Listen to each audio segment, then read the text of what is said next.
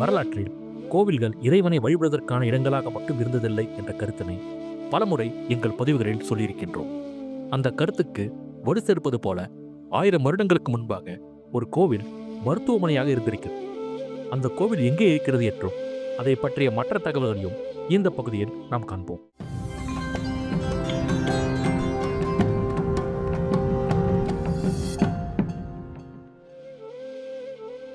இந்த கோவில் திருமுக்கூடல் என்னும் பகுதியில் அமைந்திருக்கிறது. 3 ஆறுகள், அதாவது பாலாறு, வேகவதி ஆறு மற்றும் செய்யாறு ஆகிய 3 ஆறுகளும் ஒன்றாக கூடும் இடம் என்பதால் இந்த இடத்திற்கு முக்கூடல் என்ற பெயர் வந்தது. அது பிறகு மருவி திருமுக்கூடல் என்று அழைக்கப்படுகிறது. இந்த பகுதி செங்கல்பட்டிலிருந்து 20 கிலோமீட்டர் தொலைவில் அமைந்திருக்கிறது.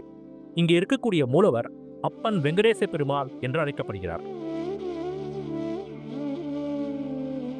மற்ற கோவில்களில் எல்லாம் இறைவனை அருள்மிகு என்றும் ஸ்ரீ என்றும் அடைமொழி கொடுத்து அழைக்கின்றோம். உதாரணத்திற்கு அருள்மிகு கபாலீஸ்வரர் என்றும் ஸ்ரீ ரங்கநாதர் என்றும் அழைக்கின்றோம். ஆனால் இந்த கோவில் இருக்கக்கூடிய பெருமாளை அப்பன் என்ற அடைமொழியோடு அழைக்கின்றோம். அதற்கான காரணம் 9ஆம் நூற்றாண்டில் நடந்ததாக சொல்லப்படும் ஒரு போர்.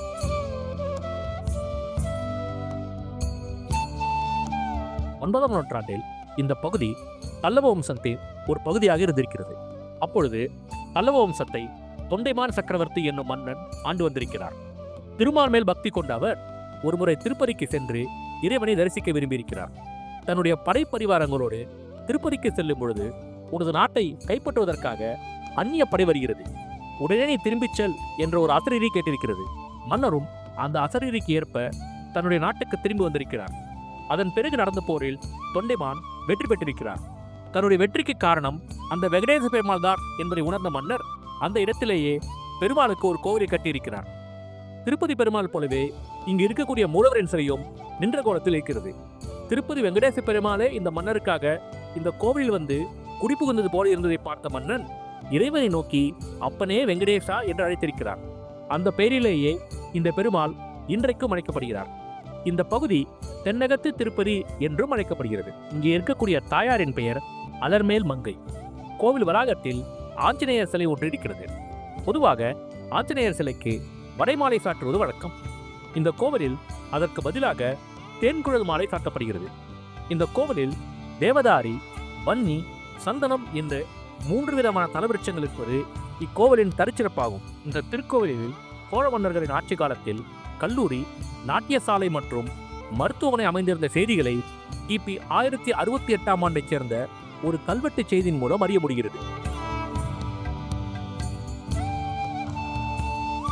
வீர ராஜேந்திர சோழ மன்னனின் இந்த கல்வெட்டில் இந்த மருத்துவமனை வீர சோழன் மருத்துவமனை என்று அழைக்கப்பட்டது பற்றியும் 15 நபர்கள் இந்த மருத்துவமனையில் உள் நோயாளிகளாக, அதாவது இன்பேஷண்டாக தங்கி சிகிச்சை பெறும் வசதியோடு விளங்கியது பற்றியும் விரிவான செய்திகள் காணப்படுகின்றன. இந்த மருத்துவமனையில் நாடி பார்த்து சிகிச்சை அளிக்கும் பொது மருத்துவர், அறுவை சிகிச்சை செய்பவர், மருந்து சேகரிப்பவர், பெண் சிவிலியர்கள், நாவிதர் மற்றும் உதவியாளர்கள் பணிபுரிந்த விவரமும், அவர்களின் ஊதிய விவரம் மற்றும் நோயாளிகளுக்கு அளிக்கப்பட்ட உணவு குறித்தும், ஓராண்டுக்கு தேவையான மருந்துகள் சேகரிக்கப்பட்டு வைக்கப்பட்டிருப்பது பற்றியும் கோவிலின் கிழக்கு பிரகாரத்தில் உள்ள 55 வரிகள் கொண்ட மிக நீண்ட கல்வெட்டின் மூலம் அறிந்து கொள்ள முடிகிறது. இந்த மருத்துவமனையில் பயன்படுத்தப்பட்ட கீழ்கண்ட மருந்துகளின் பெயர்கள் இந்த திருக்கோவில் கல்வெட்டுகளில் பொறிக்கப்பட்டுள்ளன. பிரகாமியம் கடும்பூரி, வாசா ஹரிதகி, கோமுத்திர ஹரிதகி, தசமூல ஹரிதகி, பல்லாதக ஹரிதகி, கண்டிரம், பலாக்கரண்ட தைலம், பஞ்சாக தைலம், லசுநாக ஏரண்ட தைலம், உத்தம கர்ணாவி தைலம், சுக்ல சகிரிதம், பில்வாதிகிரிதம், மண்டு கரவடிகம், திரவத்தி, விமலை, சுனோரி, தாம்ராதி, வஜ்ரகல்பம், கல்யாணவனம், புராணகிரிதம் என்பனையாகும். இந்த மருந்துகளில் 1-2 நீங்களாக மீதமுள்ள அனைத்தும் தற்காலத்திலும் பயன்பாட்டில் இருந்து வருகின்றன என்பதுதான் இதில் இருக்கும் ஆச்சரியமான செய்தி. இந்த மருந்துகளை பற்றிய விரிவான குறிப்புகளும் அவை தீர்க்கும் நோய் பற்றிய விவரங்களும் சரக சம்ஹிதை என்னும் ஆயுர்வேத நூலில் காணப்படுகின்றன.